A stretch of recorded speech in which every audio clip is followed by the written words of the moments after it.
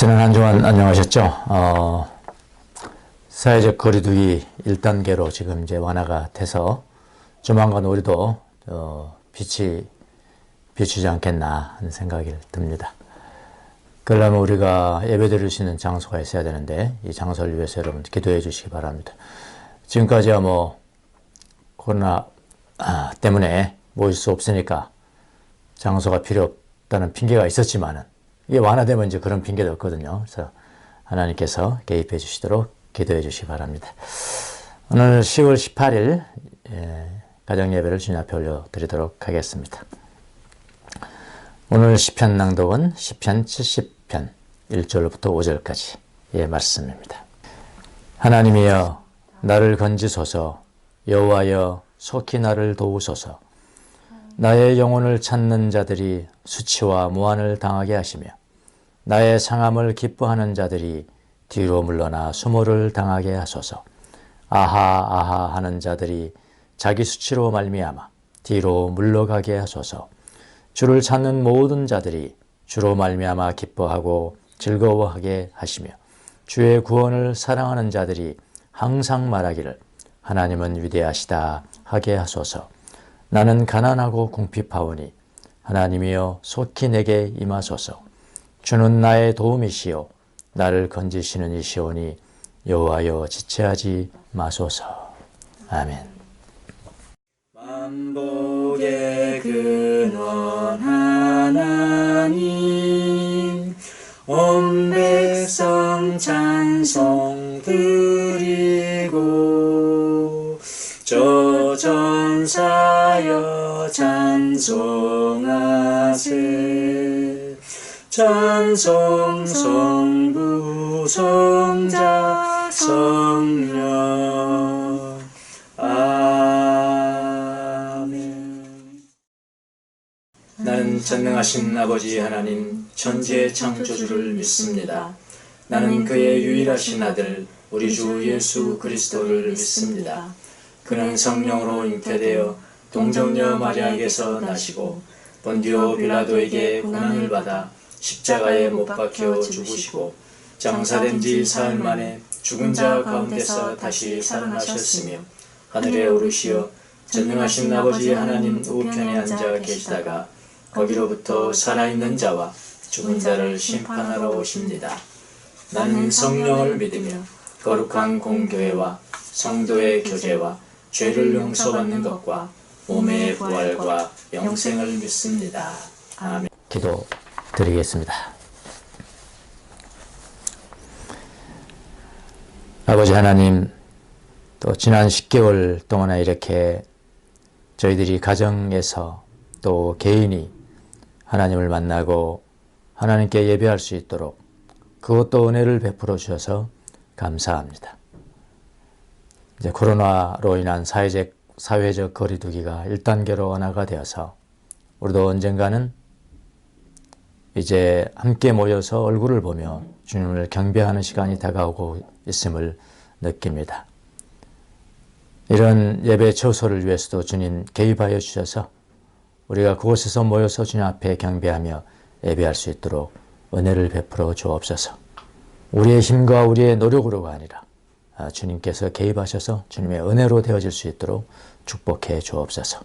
오늘 예배를 주님 받아 주옵소서. 이 말씀을 통해서 우리의 심령 가운데 말씀하셔서 그 말씀으로 말미암아 날마다 주님을 만나고 주의 음성을 듣고 걸어가는 귀한 종들이 될 수 있도록 축복해 주옵소서. 감사하고 예수님의 이름으로 기도합나이다. 아멘. 우리의 기도를 들어주소서. 우리의 기도를 들어주소서. 우리의 기도를 들어주소서. 우리의 기도를 들어주소서. 기리에 기리에 엘레이소. 기리에 기리에 엘레이소. 기리에 기리에 엘레이소. 기리에 기리에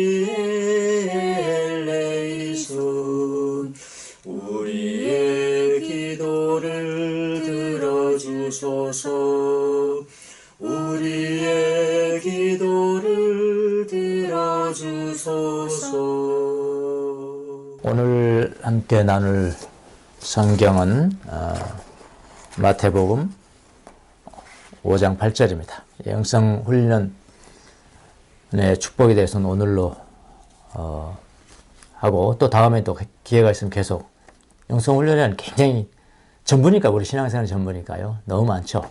사실은 종류도 많고요. 그때그때 이제 성경을 해가면서 또 기회가 되면 또 쉬어가는 시간으로 또 영성훈련의 축복 여러분이 이 훈련의 축복을 잘 하셔야 돼요. 예. 하도록 하고 오늘 3번에 걸쳐서 했고요. 다음 주는 다시 이제 고린도전서로 돌아가서 하도록 하겠습니다. 오늘 말씀은 마태복음 5장 8절 말씀. 하나님의 지혜의 귀를 기울이십시오. 마음이 깨끗한 자는 복이 있다. 그들이 하나님을 볼 것이다. 아멘. 말씀하시는 분은 바로 하나님이십니다.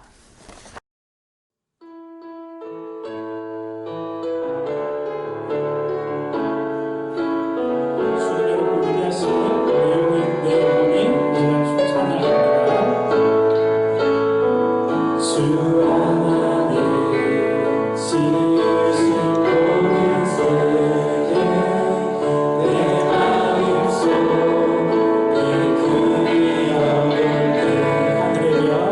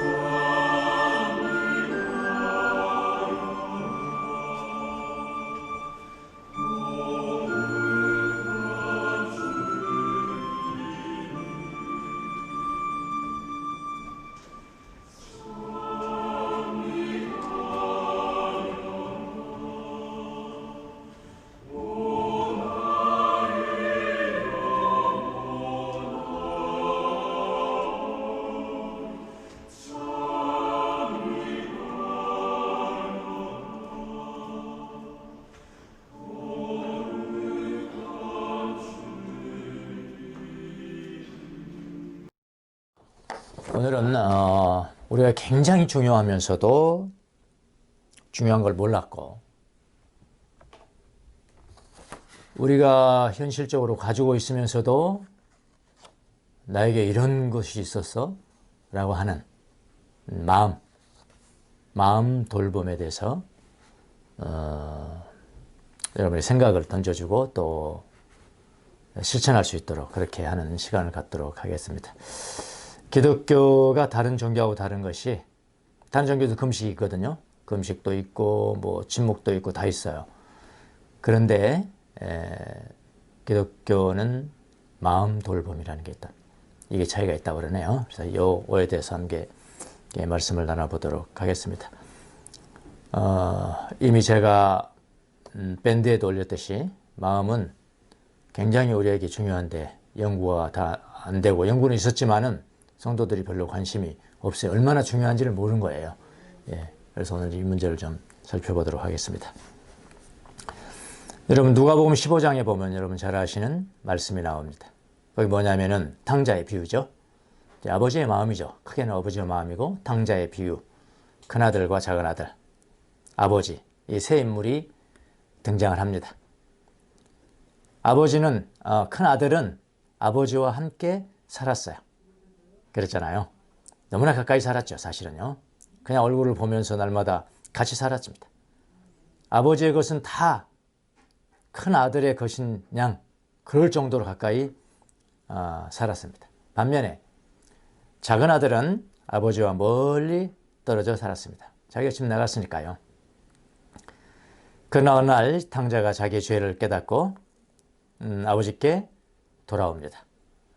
죄를 뉘우치면서 돌아와서 아버지를 만납니다. 근데 아버지는 미리 기다리고 있었죠. 오랜만에 이 작은아들이 아버지 앞에 섭니다. 서서 그냥 서서 있는 것이 아니라 기쁨을 아버지와 함께 나누고 큰 잔치가 벌어졌다. 그게 누가복음 15장이죠. 그러나 반면에 큰아들은 아버지와 항상 함께 살았으면서도 아버지와 기쁨을 나누지 못합니다. 자, 예수님이 말씀하시고자 하는 교훈이 무엇일까요? 우선 그 성경에 나오는 아버지는 누구를 말합니까? 하나님이죠. 우리 하나님 아버지. 이를 의미하는 거죠. 아버지는 항상 그곳에 계셨습니다. 항상 계시는 거예요. 어디 가신 게 아니에요. 그것을 아버지의 현존이라고 합니다. 현존. 현존이 뭐죠? 거기 계셨다. presence니까. presen트가 뭐죠? 현재 계신 분. 그래서 presence 할 때 아버지의 presence는 P를 대문자로 쓰는 거예요. presence. 아버지의 현존입니다. 항상 거기 계시잖아요. 그런데 큰아들은 아버지와 함께 기거했잖아요. 함께 기거하면서도 그 현존 앞에 서지를 못합니다. 한 번도 선 적이 없어요. 같이 기거했지만 선 적이 없다고요. 다른 말로는 그 아버지의 현존 앞에 큰아들은 현존을 못한다 이 말입니다. 큰아들이 현존하는 것은 그거는 소문자 presence죠. 그렇죠. 사람이니까. 하나님이 현존하는 것은 대문자 presence고 그 현존 앞에 서려면은 나도 현존해야 돼. 그러니까 큰아들의 현존, 그 소문자로 presence. 큰아들은 현존을 못했어요. 같이 있었어. 생활했어. 네 것은 다 내 것 아니. 내 것은 다 내 것 아니. 아버지가 그렇게 말할 정도로 같이 있었지만은 아버지 앞에 현존한 적이 없어. 자기가 현존한 적이 없거든요. 아버지를 모시고 살아가면서도 아버지의 현존 앞에 현존하지 못한 사람들이 많으니라. 그런 이야기죠. 다른 각도로 본다면요. 그렇죠? 그러나 작은 아들은 죄인임에도 불구하고 아버지의 현존 앞에 섰어요. 섰다는 건 뭐죠? 자기도 현존했다 이 말입니다. 아버지가 현존했고 작은 아들이 자기 죄를 깨닫고 그 아버지 앞에 현존하는 겁니다. 존재하는 겁니다. 쉽게 말하면. 존재. 아버지의 현존 앞에 현존했다. 이런 이야기죠. 또 다른 각도로 봤다입니다. 제가 아버지의 현존을 어떻게 우리가 현존 앞에 설 것인가를 보면은 틀린 말이 아니잖아요. 지금 아버지가 지금 예수님이 지금 그리고 있는 것이. 자, 기독교의 특징이 뭔가? 기독교의 특징이 다른 종교에서 보는 신이라는 것은 완전히 초월에 계시거나 초월적 존재예요. 저 하늘에 계시는 거예요. 아니면 어떤 종교는 초월에 계신 분은 안 계시다. 그냥 모든 사물 가운데 내재해 있다. 범신. 그런 거잖아요. 불교가 대표적인 거죠. 범신 논리겠죠. 그러나 우리 기독교의 하나님, 우리가 믿고 있는 하나님은 다르죠? 어떻게 다를까요? 초월에 계신 분이시죠. 모든 사물을 초월하시고 이 세상을 초월해 계시고 초월해 계신 분이시지만은 동시에 어떻게 해요? 내재해 계신다. 그 속에 계신다. 사람 속에 계신다. 그런 거잖아요. 근데 보통 이제 그리스도인들이, 하나님을 믿는 사람들이 기도할 때 초월해 계신 하나님, 초월해 계신 하나님께 기도하는 그 같은 경향이 더 많은가요? 아니면은 내 자신의 내재에 계신, 내 안에 계셔 지금. 내 안에 계신, 내재에 계신 하나님께 기도하는 경향이 더 많은가요? 저는 생각하기를 전자가 더 많다는 생각이 듭니다. 전자죠. 초월해 계신 하나님이요. 그렇게. 그러나 우리는 초월해 계신 하나님을 기억하고 경배하면서 기도하는 것도 중요하지만은 더욱 중요한 것은 뭐냐면은 내 안에 계신, 내재에 계신 하나님을 뵐 수 있어야 돼요. 기도는 대화니까요. 그래야 더 친근하잖아요. 참된 기도는 바로 그런 것입니다. 그런데 하나님은 우리 안에 내재에 계신다고 하셨는데 그곳이 어딘가 이 말이에요. 오늘의 주제가. 그곳이 어디냐? 하나님이 어디에 내재해 계시냐? 성경은 뭐라고 그러냐면은 우리의 마음이라 그랬거든요. 우리의 마음에 내재해 계신다. 그래서 헨리 나우에는 이런 이야기를 했습니다. 기도라는 게 뭐냐? 기도라는 게 뭐냐? 기도는 마음 안에 계신 우리 하트입니다. 마인드와 하트가 달라요. 좀 이따 설명해 드리겠습니다. 우리 하트, 여기서 말하는 하나님이만 계시는 곳이 하트예요. 우리 마음 안에 계신 하나님의 현존, 아까 presence, 하나님의 현존 앞에 서는 것, 이게 기도다. 상당히 정확하게 하겠습니다. 또 한 가지는 제가 뺐습니다만 with the mind, 그러니까 마음을 가지고, 마음이 없어져 버리는 거 아니에요. 그러니까 생각도 하고 사색도 하고 하지만 마음의 분야죠. 그러나 내 마음 하트에 계신 하나님의 프레센스 앞에 서는 것, 그것이 기도다. 그렇게 하겠어요. 그래서 다른 종교와 달리 특히 우리 기독교는 마음에 대한 연구, 하트에 대한 연구. 그래서 그 연구에서 그걸 돌봐야 되잖아요. 홀로 두면 안 되잖아요. 그 마음 돌봄이에요. 마음 돌봄의 훈련이 대단히 중요합니다. 대단히 중요한데 우리는 등한시했어요. 그러니까 하나님이 홀로 계시는 곳이 바로 깊은 마음이기 때문에, 우리의 깊은 마음이기 때문에 내 참자, 정말 나가 누구냐, 내 참자를 내 깊은 마음 앞에 세울 수가 있다면은, 나는 하나님의 현존을 체험하게 돼요. 체험하게 되고 거기서 내적인 평화가 나오는 것입니다. 그래서 우리가 행하는 모든 기도 또는 모든 영성 훈련은 모두가 다 뭐냐면요, 결국은 뭐냐면은 깊은 마음, 깊은 내 마음에 계신 하나님의 현존 앞에 자신을 어떻게 세울 것인가 하는 훈련이에요. 아까 헬리나의 정의하고 맞아떨어지죠? 그런데 놀랍게도 많은 예수 믿는 사람들이 마음에 대해서 무지해요. 마음이란 건 엄청 당연하게 마음이 있고 그 정도지, 어떤 기능을 하는지, 내가 그 마음 앞에 어떻게 들어가는 것인지, 돌봄이 무엇인지 잘 몰라요. 그리고 마음속에 계신, 내 마음속에 계신 하나님의 현존 앞에 자기 자신을 현존시키는, 세우는 길도 잘 모르고 지냅니다. 저부터도 그랬습니다. 저부터. 최근에 와서야 저도 이제 그 훈련을 하고 이게 중요성을 알고 그렇게 하죠. 여러분, 하나님의 현존 앞에 자신을 세울 줄 모르면은 하나님의 음성을 듣는 것도 힘이 듭니다. 그래서 정말 하나님의 음성을 듣는 확률이 높아요. 자기 음성 듣는 확률이 높아요. 거기에 또 마귀까지 있으면 마귀의 음성을 듣는 확률이 높아요. 자기 음성 플러스 마귀의 음성 하면은 하나님의 음성보다 훨씬 능가하는 게 많죠. 뭐 부인할 수 없죠, 여러분. 내가 증명을 못 해드리겠지만 그렇게 살잖아요, 우리가. 그래서 마음이 중요합니다. 자, 마음이라는 게 뭔가? 먼저 한번 우리 선각자들은 이걸 깊이 깨닫고 깊이 연구도 하고 그랬어요. 우리가 우리의 생각을 넓히지 않아서 거기에 달하지 못해서 그렇지. 예. 자, 먼저 이 마음에는 깊은 마음과 그 마음과 가깝게 있지만은 마음의 조금 바깥 차원이 있답니다. 깊은 마음과 마음의 바깥 차원이 있습니다. 그래서 동방정교회 교부들은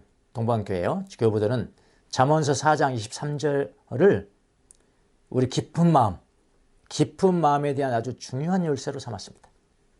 잠언서 4장 23절의 말씀이 뭐라고 그러냐면은 그 무엇보다도 너는 내 마음을 지켜라 그랬거든요.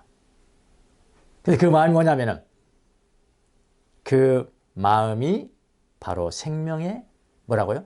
근원이기 때문이다. 생명의 근원이라는 것은 소스 아닙니까? 원천 아닙니까? 그럼 생명의 근원이 누구십니까? 하나님이시라고요. 하나님이 그곳에 계시기 때문이다. 그러나 마음의 조금 바깥 차원, 이건 눈으로 그릴 수는 없어요. 보이지 않는 것이니까요. 예. 마음의 조금 바깥 차원은 우리가 누구하고 직면해야 되냐면은 우리의 죄성, 죄의 힘 이런 거요. 예. 내가 약하고 또 이 세상은 죄가 많잖아요. 이 세상은 타락한 세상이잖아. 그래서 이 타락한 세상에 사는 관계 때문에 우리의 마음이 늘 이중적이에요. 거기 전쟁터니까. 이중적인. 선한 힘과 악한 힘이 서로 싸우는 격전지. 뭐가? 그 마음 깊은 곳이 아니고 마음의 그 바깥 차원. 격전지다. 그래서 이 마음의 바깥 차원은 우리가 죄의 힘과 직면하게 되는 그 전쟁터이기도 합니다. 그래서 마태복음 15장 18절에 예수님 뭐라고 그랬습니까? 마음에서 나온 그것들이 사람을 더럽힌다. 이게 깊은 마음은 아니거든요. 거기는 하나님만이 계신 거예요. 나오는 그것들이 사람을 더럽힌다. 이에 반해서 깊은 마음이라는 것은 우리가 얼굴과 얼굴을 맞대고 하나님을 만나는 곳이다. 로마서 8장 27절 사람의 마음을 꿰뚫어 보시는 하나님이시라 그랬거든요. 그 사람의 마음, 그 깊은 마음이죠. 근데 하나님은 거기에 계셔서 꿰뚫어 보시는 거예요. 그곳이 곧 하나님이 계시는 자리입니다. 그곳에 하나님이 현존하신다. 갈라디아서 4장 6절 말씀, 갈라디아서 2장 20절 우리가 잘 아는 말씀, 이것도 다 거기에요. 깊은 마음이요. 내 안에 그리스도께서 계신다. 성령이 계신다. 할 때 그 깊은 마음입니다. 자, 그래서 이 깊은 마음에 대한 연구들이 별로 없어서 선각자들이 자기 자신의 생각대로 이 이름을 독특하게 붙이는 사람들이 있습니다. 예를 들어 토마스 머튼 같은 사람은 이 깊은 마음을 뭐라고 그러냐면 처녀지, 버진 포인트 그랬어요. 그러니까 아무도 가보지 않는 곳이죠. 아무도 가보지 않는 처녀의 포인트다. 그렇게 명명의 이름을 지었단 말이에요.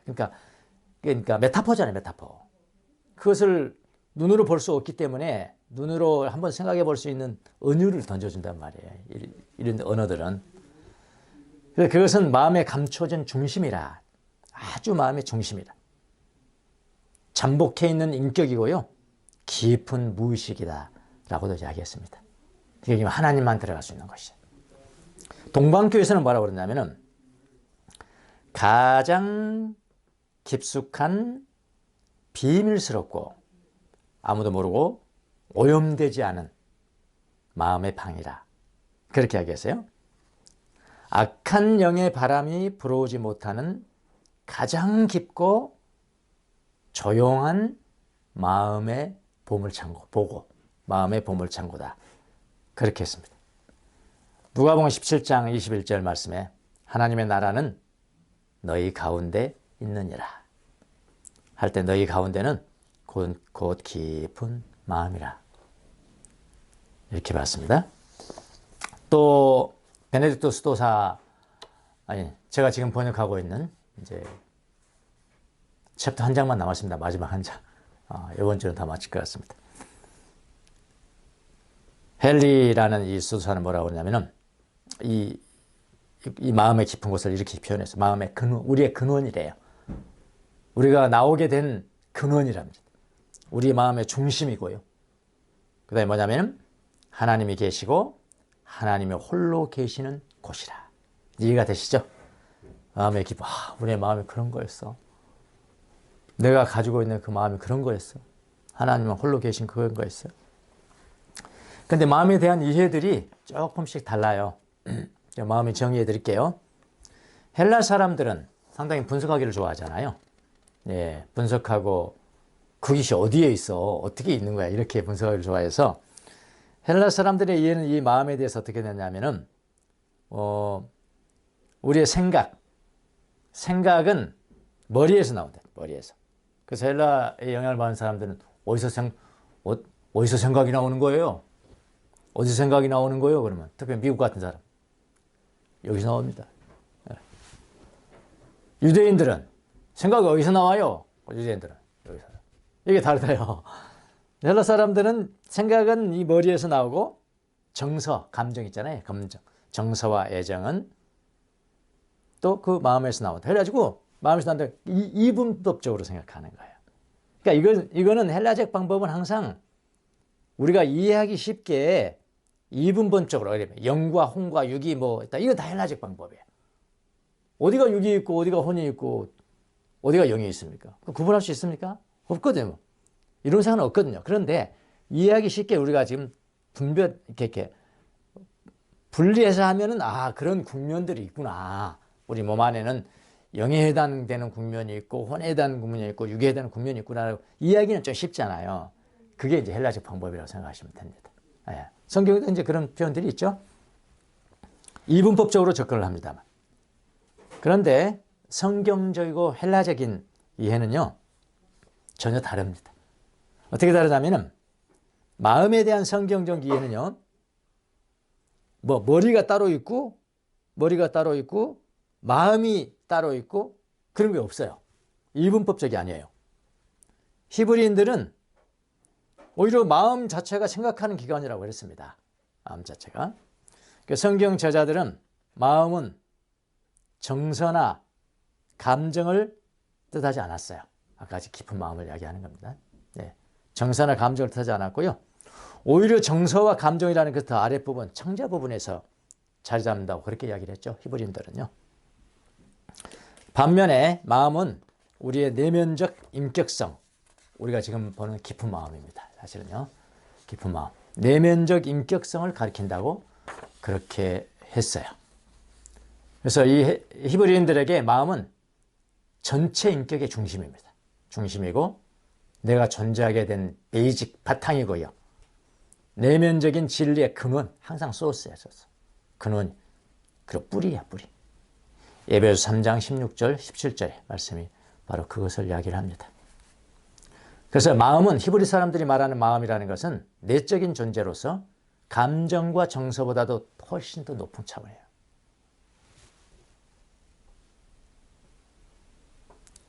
그래서 마음은 영적인 주체인 우리 인간을 대표합니다.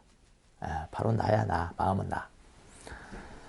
마음은 근본적인 희망을 품는 것이고 소망을 갖는 것도 마음에서 나오고요. 방향, 감각, 이리갈까 저리갈까 마음에서 나오는 것이고요.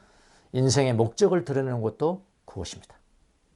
도덕의 중심이고 우리의 행동을 결정하는 부분이고 기억하고 회상하는 곳이고 생각하는 능력을 가진 자리고요.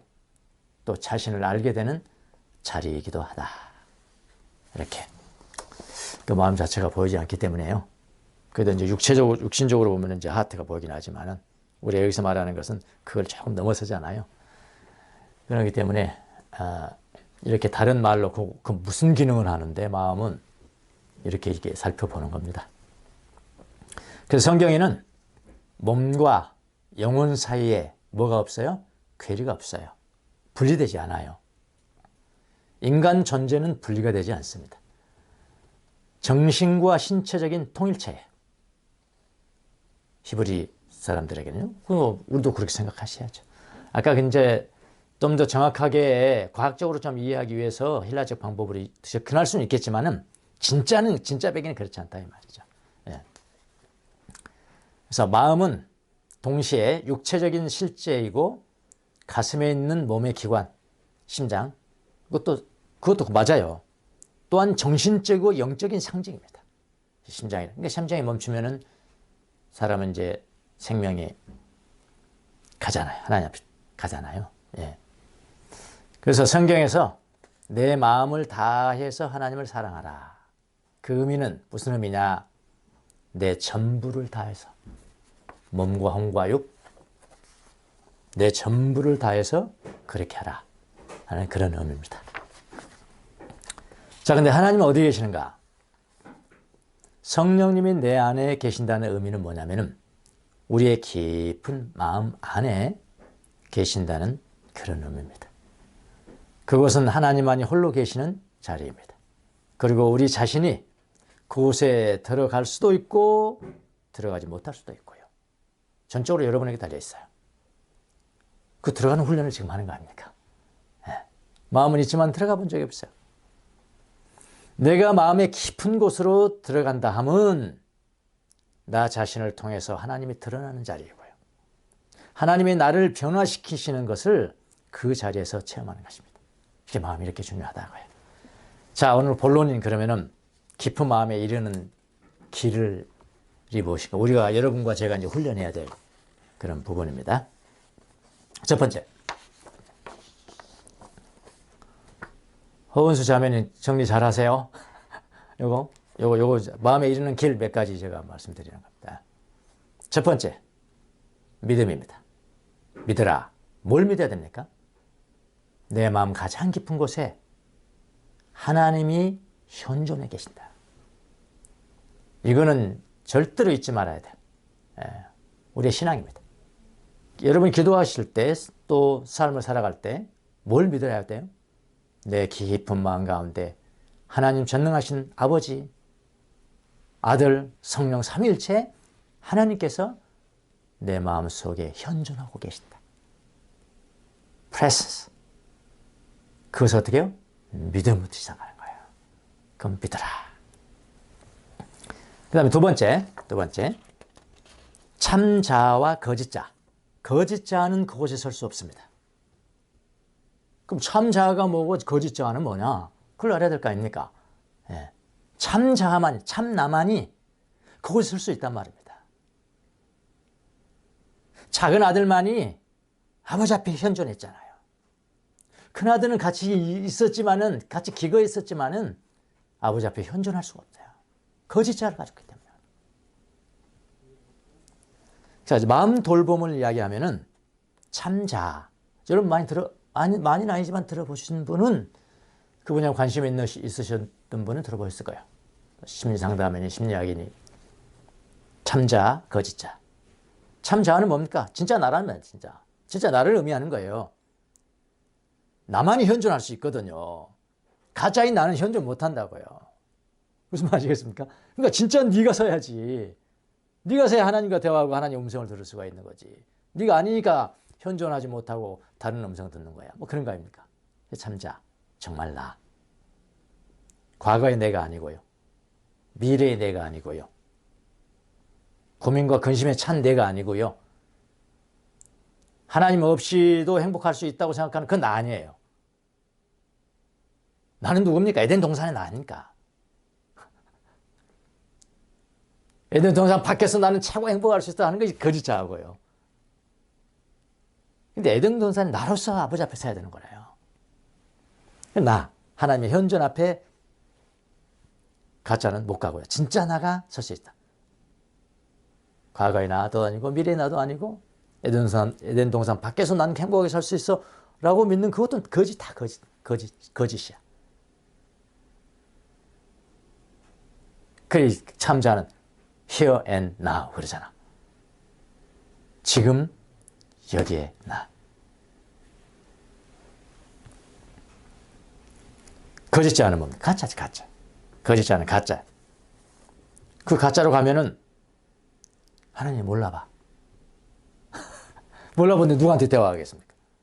하나님과 대화하려면 내가 알아야 돼. 내 자녀, 내가 이처에 만들었던 그 존재 이제 그냥 탁 보고 알아야죠. 그때 하나님 말씀하시고 또 알아듣죠. 그거 보니까 가짜야. 이거 누구지? 어떻게 하시겠어요? 그러니까 이대로 가면은 가짜로 가면은 하나님 현존 앞에 못 서는 거예요. 설 수 있는 자격이 없는 거예요. 그래서 거짓자를 잘 알아야 한다. 거짓자는 뭡니까? 어떤 학자는 이렇게 이야기합니다. 내가 하고 싶은 것을 하면 나는 행복할 것 같아. 항상 이게 있는 거예요. 내가 하고 싶은 것을 하면 나는 행복할 것 같아. 이게 뭡니까? 내가 최고의 높은 직업을 가지면 행복할 것 같아. 그런 얘기가 똑같잖아요. 그렇죠? 또는 내가 가지고 싶은 것을 가지면 행복할 것 같아. 이거 뭡니까? 재산 아닙니까? 내가 엄청 부자가 되면 나는 행복하다. 이런 생각을 갖고 살아간단 말이에요. 또 세 번째는 대표적인 일인 거짓자를 나열한 겁니다. 다른 사람들이 나를 인정해 주면 나는 행복하다. 네, 다른 사람이 나를 인정해 주면 나는 행복하다. 인정받으면, 사람들로부터 인정받으면 나는 행복하겠다. 이게 허영과 교만이 다 여기서 나오는 거죠. 여러분 아까 누가복음 15장에 나오는 큰아들은 어디에 해당될까요? 제가 보기엔 다 해당된 것 같습니다. 세 개 다. 그렇죠? 하고 싶은 대로 해야 돼요. 가지고 있으면 행복하다고 생각해요. 다른 사람이 인정해 주면요. 결국 인정받지 못해서 그런 거 아니에요, 지금요. 큰아들이. 이런 것을 가지고 살아가는 사람들은 하나님 앞에 현존하지 못한다. 거짓자니까요. 아시겠습니까? 이 거짓자를 그대로 가지고 기도를 하면 하나님의 현존 앞에 서지 못합니다. 참자를 가지고 하나님 앞에 서야 돼요. 그래서 여러분 예수님이 어린아이를 축복하신 이유를 아시겠나요? 어린아이 뭐가 저거에서 축복하는 게 맨날 떠들기만 하고 그냥 그러잖아요. 어린아이들 축복하신 이유를 아시겠죠? 그들은 참자를 가지고 있거든. 예. 천국이 그들의 것이라고 예수님은 말씀했습니다. 자, 이런 것들이 참자입니다. 또 참자 같은 사람들은 상한 심령을 가져야 돼요. 상한 심령. 하나님은 상하고 짓밟힌 마음을 기뻐하신다. 큰아들은 큰아들 같은 거짓자를 가지고는 아버지 앞에 설 수 없습니다. 같이 살 수는 있어요. 같이 살잖아요. 예수님 안에 계시는데 겉은 마음에 계시는데 겉은 다 거짓자. 그렇게 살아가는 거예요. 큰아들 같이 그렇게 하는 거예요. 작은 아들은 죄인이죠. 죄 없는 게 아니잖아요. 큰아들이 죄 없기는 큰아들이 훨씬 없겠죠. 작은 아들은 죄인이잖아요. 근데 그걸 잘 깨달아. 마음이 상해있어. 심령이 상했어. 그대로 나가. 참자하죠. 그 차이입니다. 큰아들과 작은아들의 차이는 바로 그거예요. 자, 참자를 찾아라.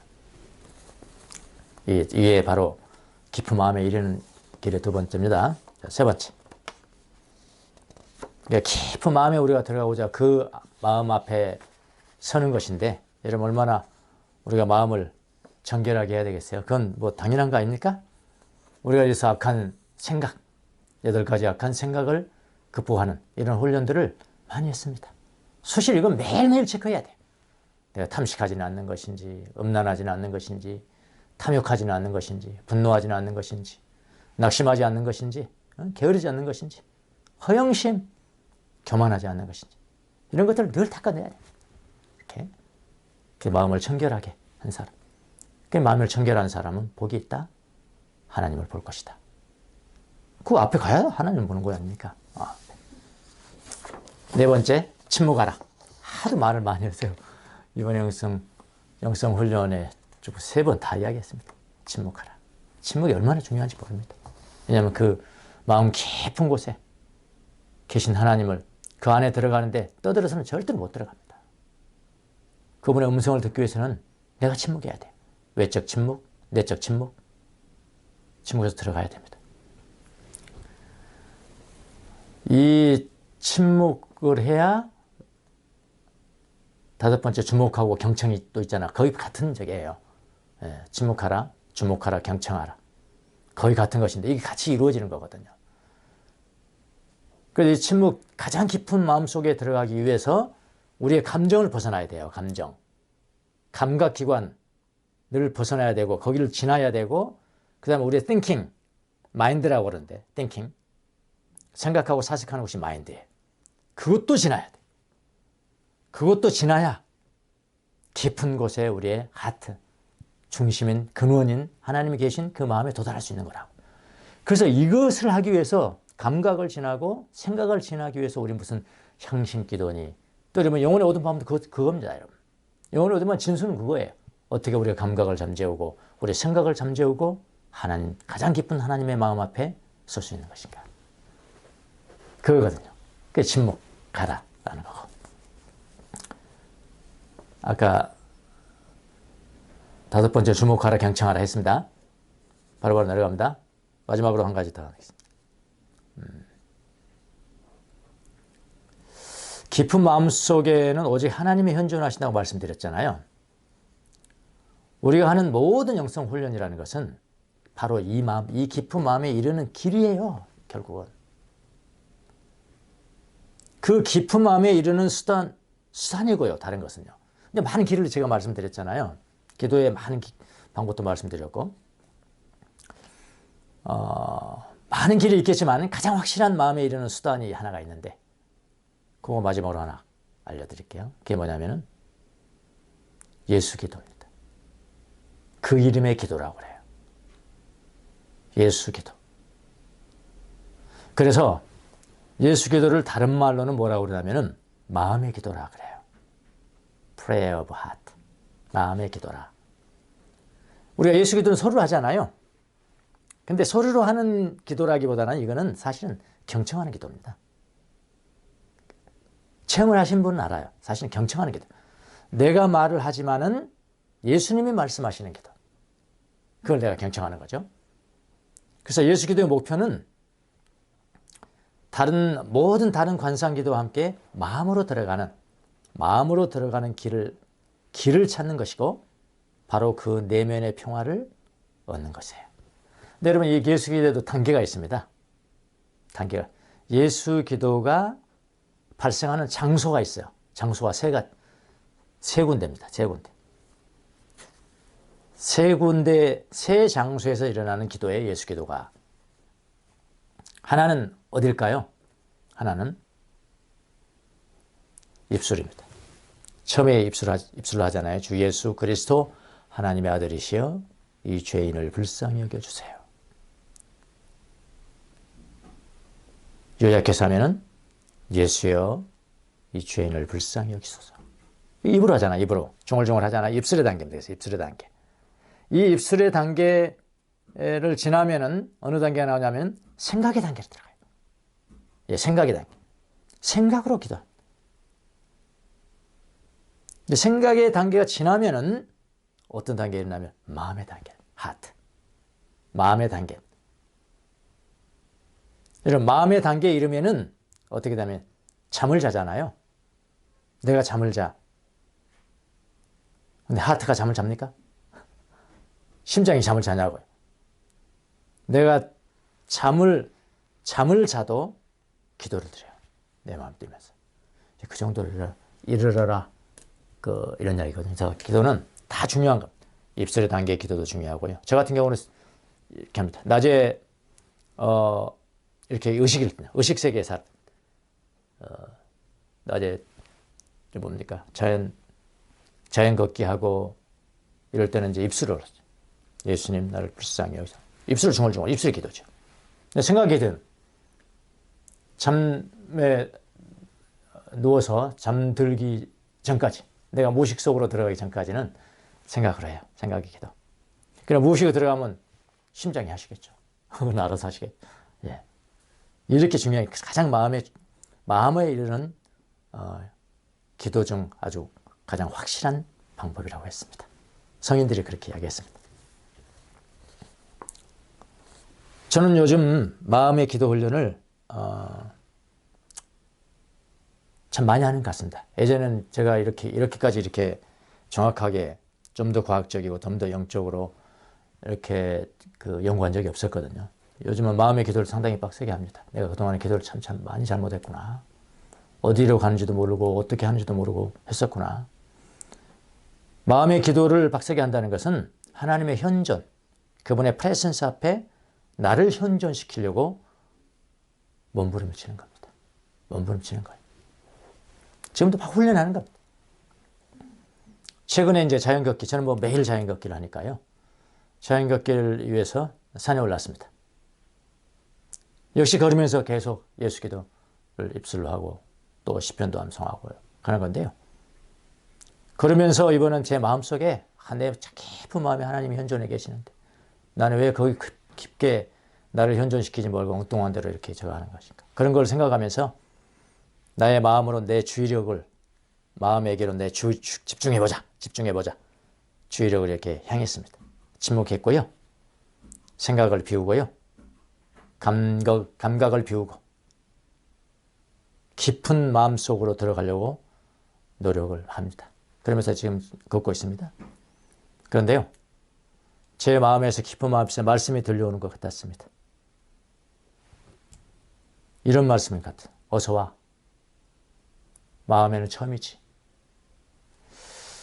근데 좀 제가 부끄러웠어요. 제가 저럴 때 부끄러워. 난 진짜 기도를 할 줄 몰랐구나.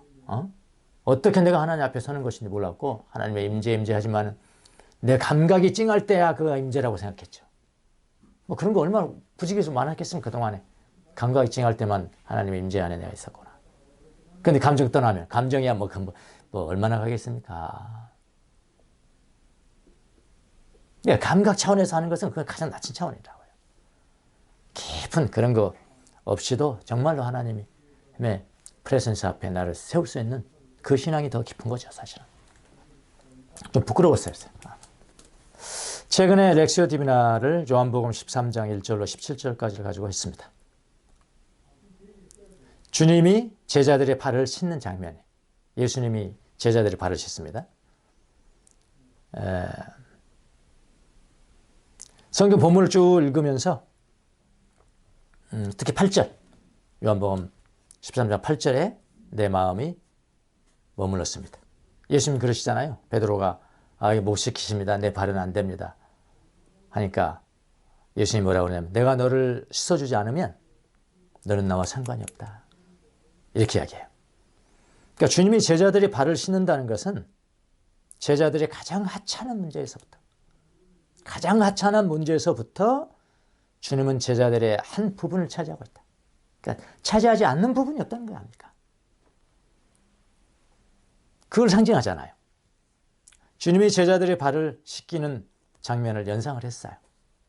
원래 렉시오 디비나 그렇게 하는 거잖아요. 묵상 때 연상하잖아요. 내가 베드로가 돼보기도 하고 그런 거잖아요. 그 장면을 연상했습니다. 주님은 지금 12제자의 발을 씻으시는데 발이 다 다르게 생겼잖아요. 저는 막 거칠어요. 제 발은 하도 걸어서. 각각 다르게 생긴 제자들의 발을 씻으면서 발로 이 베드로의 발은 이렇게 생겼구나. 요한의 발은 이렇게 생겼구나. 이렇게 했을 거 아니에요. 다양한 제자들을 다양하게 사랑하셨어요. 예수님 마음에. 다양한 제자들을 다양하게 사랑했을 것이다.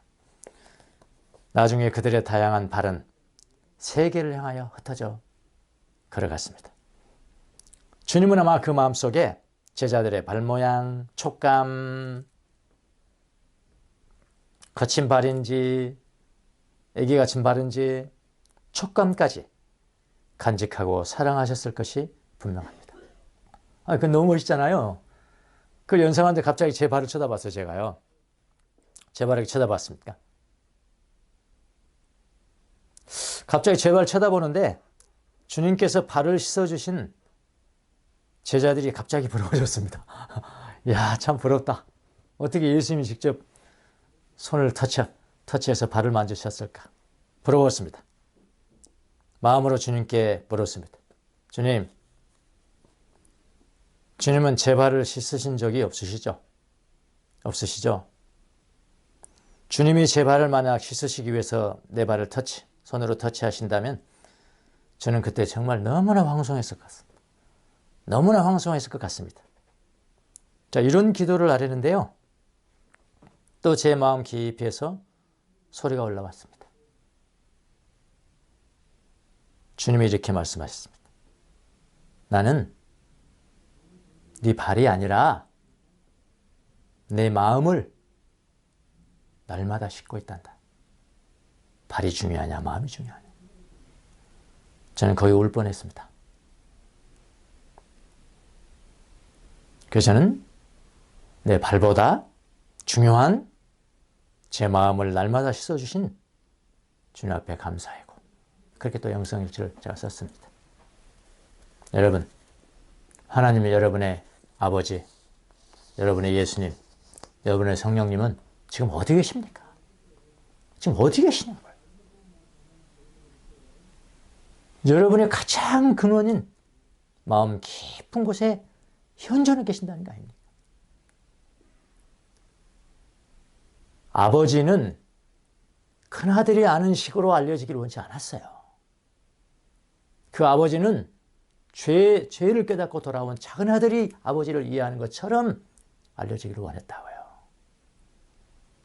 늘 기거하지만 아버지 앞에 현존하지 못한 큰아들이 있고, 멀리 떨어져 있었지만은 참 자아를 되찾고 아버지 앞에 현존한 작은 아들도 있습니다. 여러분은 어떻게 사시겠습니까? 마음을 잘 하셔야 됩니다. 예수님이 말씀했습니다. 마음이 깨끗한 자는 복이 있다. 그들이 하나님을 볼 것이다. 여러분도 날마다 하나님을 보고 살아가는 종들이 되시기를 예수님의 이름으로 축원합니다. 기도하겠습니다. 살아계신 하나님, 우리 존재의 근원이시고 깊은 나의 마음 가운데 주님 들어오셔서 현존하시니 감사합니다. 내 마음 깊은 곳에 주님이 현존하고 계셨음에도 불구하고, 같이 기거함에도 불구하고 주님 앞에 그동안에 현존하지 못한 우리를 용서하여 주옵소서. 더 우리의 마음의 돌봄을 통해서 주님의 현존 앞에 날마다 수시로 서는 귀한 자녀들이 될 수 있도록 은혜를 베풀어 주시옵소서. 감사하고 예수님의 이름으로 기도합나이다. 아멘.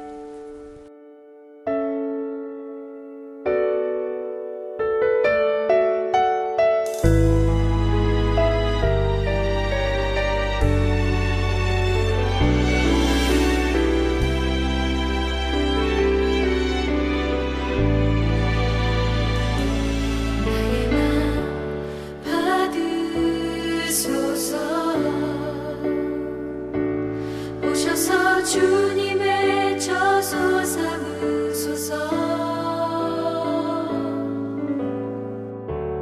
나의 전부이신 주여 내 맘을 받아주소서. 나의 맘 받으소서. 오셔서 주님의 저소 삼으소서. 나의 전부이신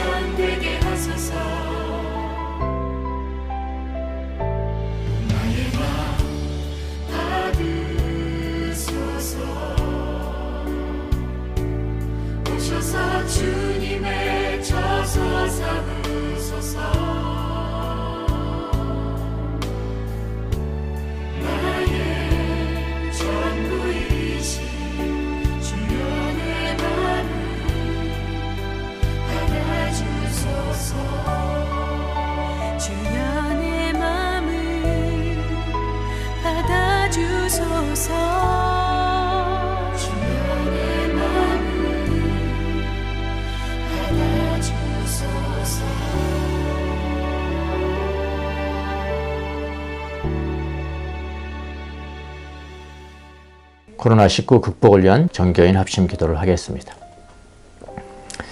자비로우신 하나님 아버지, 코로나19 확산으로 혼란과 불안 속에 있는 저희와 함께하여 주십시오.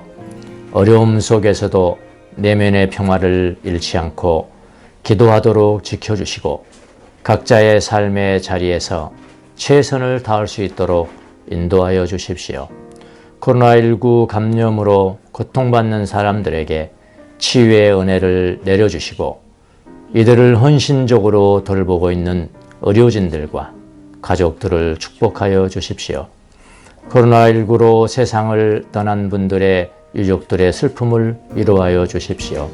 국가 지도자들에게 지혜와 용기를 내려주시고 현장에서 위험을 감수하며 헌신하고 있는 관계자들을 보호하여 주십시오. 특별히 더 큰 위험에 노출되고 가난하고 소외된 사회적 약자들을 우리 교회가 더 잘 돌볼 수 있도록 도와주십시오. 어려운 시기를 극복하고자 힘쓰는 저희 모두가 이웃의 존엄, 사랑과 연대의 중요성을 더 깊이 깨닫게 하시고 배려와 돌봄으로 희망을 나누는 공동체로 거듭나는 은혜를 내려주십시오. 우리를 구원하신 예수 그리스도의 이름으로 기도합니다. 아멘.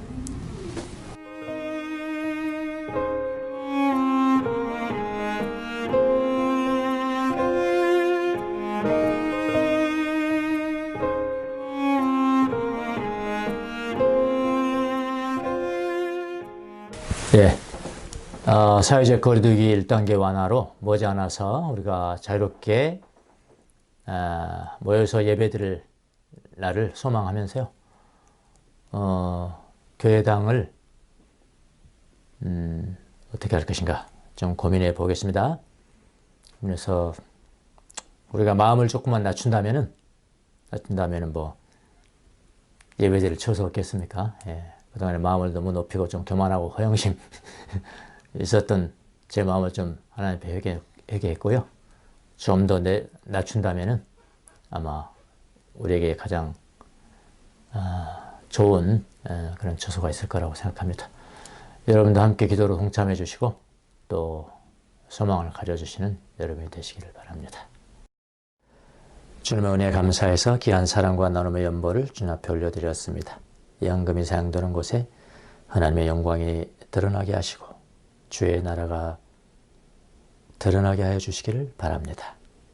기도하는 모든 성금하는 모든 손길들 좀 축복해 주시고 그들의 마음 깊이에 참 자아로 믿음을 가지고 설 수 있도록 도와주시며 주님의 음성 듣고 주님과 교제하고 주님의 소망을 알아차리는 그런 신앙생활을 통해서 아버지께 영광을 돌리는 귀한 종들 될 수 있도록 축복해 주옵소서. 지금은 우리 주 예수 그리스도의 은혜와 하나님 우리 아버지의 무한하신 사랑과 성령님의 이루어하심과 교통하심과 감동 감화하심이 내 마음 깊은 곳에 내주하신 우리 아버지를 찬양하며 살아가기로 다짐하는 주의 종들 머리 위에 지금부터 영원토록 함께 계실지어다. 아멘.